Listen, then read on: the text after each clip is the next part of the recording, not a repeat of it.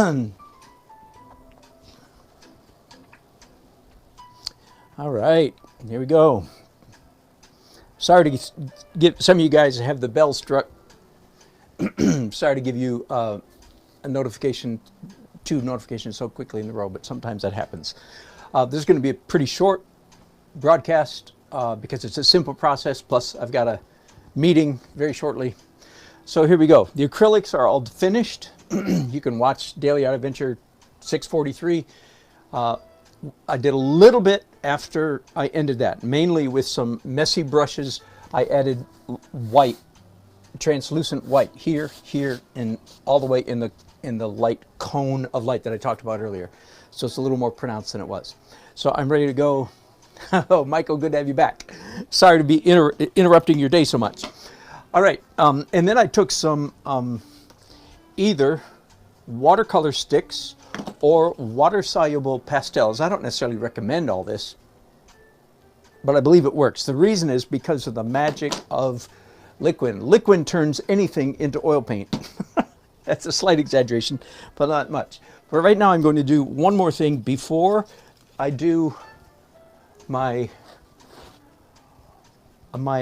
oil glaze proper. I have here some oil sticks in my hand, and as you can see, I'm just pretty much making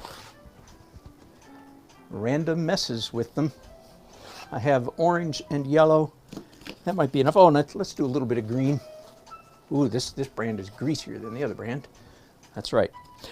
So what will happen in just a moment is when I do liquid on top of that oil stick, if I rub and rub and rub, the oil stick mark will disappear completely and just turn into a color tint. Okay, so I'll play with that a little bit. In fact, I'm going to add a little bit of yellow ochre right there.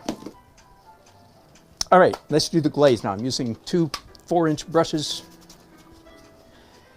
And again, I'm using liquid. Now, I realized after I hung up from my last broadcast that I left one thought, I think, dangling, and it might be confusing. I started talking about how my multi-layered painting coincides with my impression, my philosophy, my worldview of a multifaceted reality. That is, the world is more complicated than we think. I mentioned, you know, we're not in Kansas anymore, Toto, that we don't live in a Newtonian world.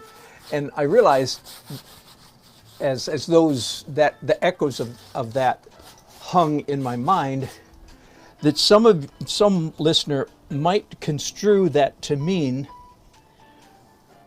that I am attempting to communicate this worldview or this reality, the one I just mentioned, that we live in a multifaceted, multi-layered, multi-dimensional reality. Somebody might say, well, I thought you said that you're not trying to communicate, and now you're telling us that you're trying to communicate this your worldview. I thought you said, no, okay, wait, you hear that kind of snarky, smart aleck talk. No, let me clarify a little bit. I had, I think, what was a moment of surprising objectivity about my own painting, and I realized that as I thought about my painting, that, well, lo and behold, my painting technique of layer upon layer upon layer of transparent color accidentally, if you will, conveys or comports with my notion that we live in a complex reality. Okay, so my observation was post priori, not a priori. In other words, when I made that observation, like, oh, would you look at that? my multi-layered painting technique comports, goes along with, supports, encourages my impression, my personal worldview, that we live in a multifaceted reality. Now, if I took it upon myself to start painting in such a way that would convey this, like this is my worldview and everybody should get it, everybody should agree with me, I should start preaching my worldview through my painting, that would be, in the language of my last broadcast, that would be yellow card, red card, or yellow flag in American football. You understand? That would be a violation. No. When in fact what was happening when I made that observation, which was kind of like, well, would you look at that? My approach to painting encourages, supports, reflects my worldview. You see, at that moment, I was actually behaving as the observer of my paintings. Do you understand? When you're the artist, like I talked a bunch in the last broadcast, I talked a whole bunch about how the artist communes with the canvas while he or she is creating the painting. There is an intense, psychic, soulish, spiritual, intellectual, intuitive interaction with the canvas, right?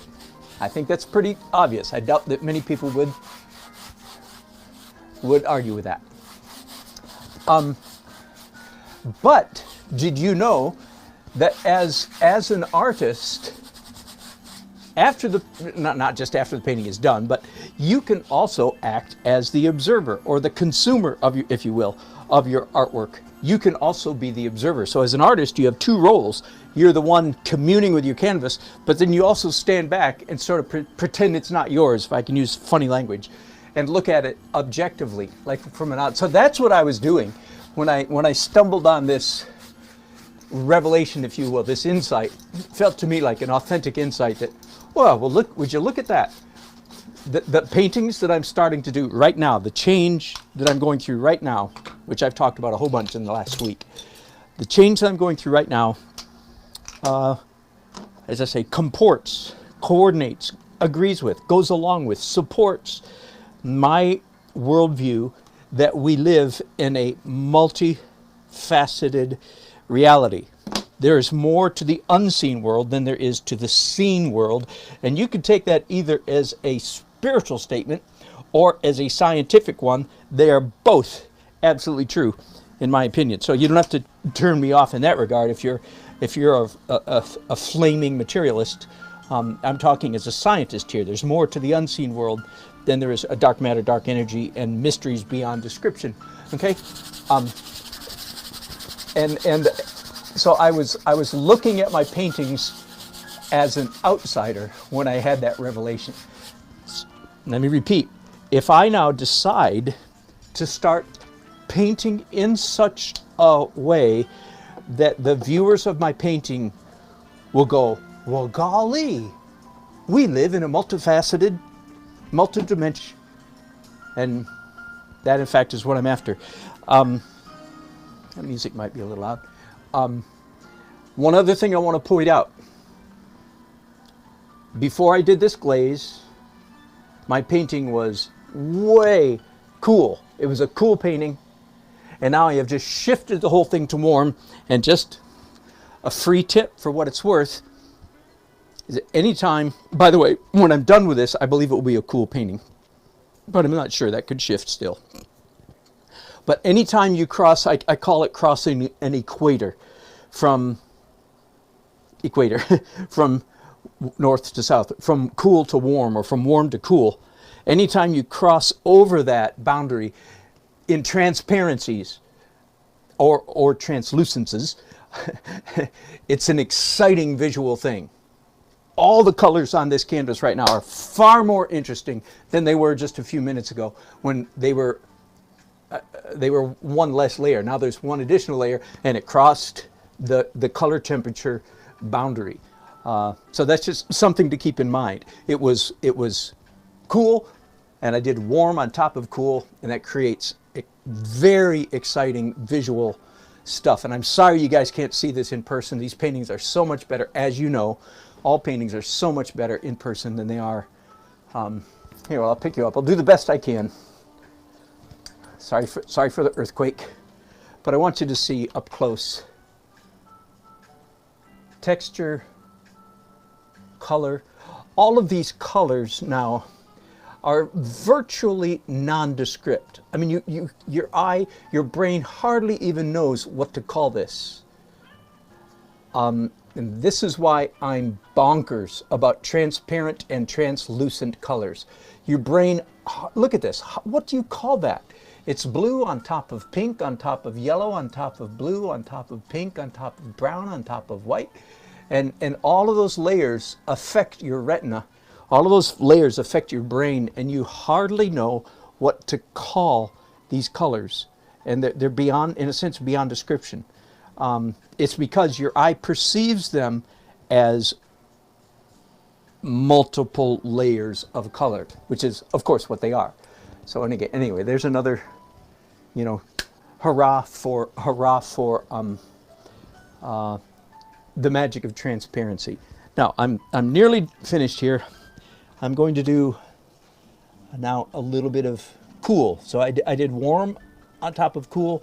I'm going to do cool again on top of warm, although please understand, because all this glaze is still wet, what I put on now will not behave or be read as a separate layer. So I don't get the same thrill that I got a few minutes ago when I jumped the color equator, when I jumped from cool to warm, because this now is just mixing with what's already on the canvas. Okay, so I don't get the same, quite the same bang for my buck, but I want part of this painting to be a little bit bluer, water in particular. Okay.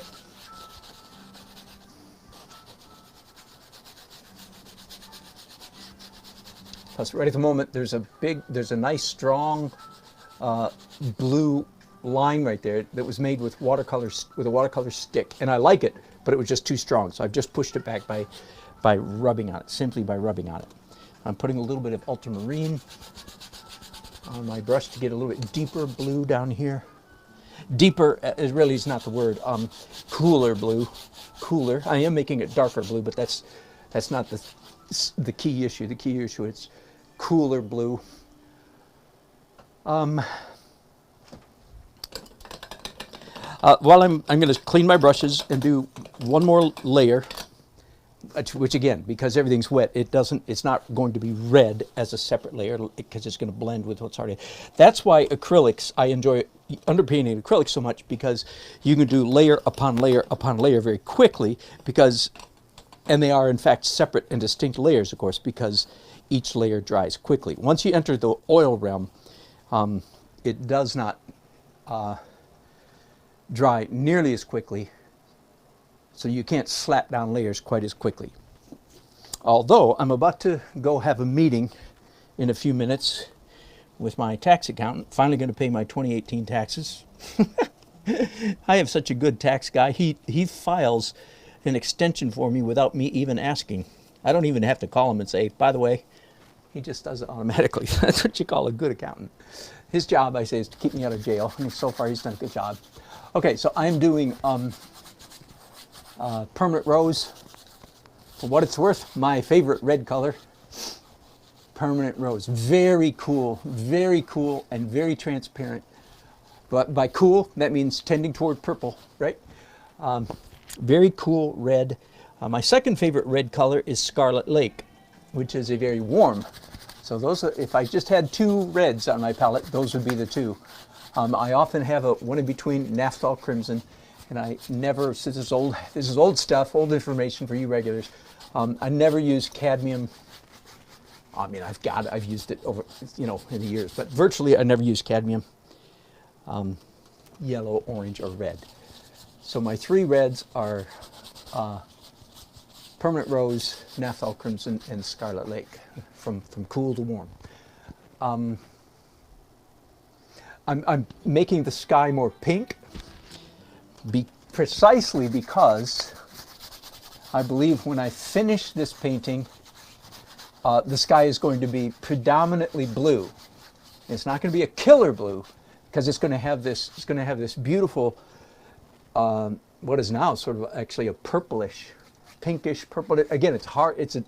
The color defies description because it's, you know, I've got 5 or 6 layers of color up there, and I know. Let me turn this off for a minute so you guys can see it a little bit better.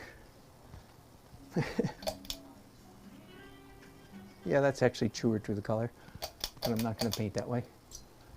And by the way, for what it's worth, those of you who think about such things, which should be all of us, I'm sure, to some extent, I'm using Liquin.